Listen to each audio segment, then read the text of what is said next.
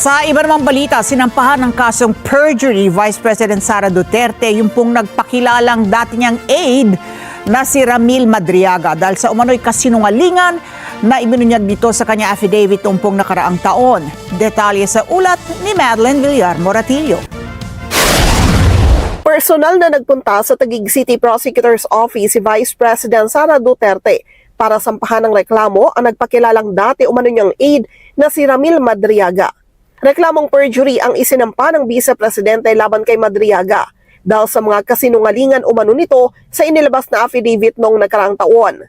Kasama niyang dumating ang kanyang mga abogado at ilang testigo. We are confident that this is more than sufficient to for the prosecutors to find probable cause and to determine that there is reasonable certainty of conviction.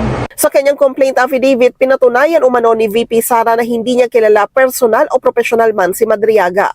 Pinapatunayan dito sa complaint affidavit na hindi magkakilala si VP Sara at itong si Ramil Madriaga. Wala silang personal o professional na relasyon. Hindi rin totoo yung mga kwento ni Ramil Madriaga tungkol sa mga posisyon niya sa PSG, sa VP-SPG, sa DepEd at sa OVP. Kaya imposible yung pinaparatang niya laban kay VP Sara. Kung mapatunayang nagsinungaling talaga si Madriaga, naniniwala ang kampo ni VP Sara na malaki ang magiging epekto nito sa impeachment complaint laban sa kanya. Our guess is that this will shatter the impeachment complaints if they're relying on the Madriaga affidavit for merit. Una rito, sinabi ni Madriaga na pinondohan umano ng mga drug lord at pogo ang kampanya ni VP Sara noong 2022 elections. Sa isang pahayag naman, binigyan diin ng Vice Presidente na hindi dapat hayaan magamit ang mga imbentong kwento ni Madriaga para linlangin ang publiko. Si Madriaga ay isa niyang akusado sa kasong kidnapping na nagpanggap na campaign supporter at bigla na lang lumitaw bilang testigo sa impeachment laban sa kanya.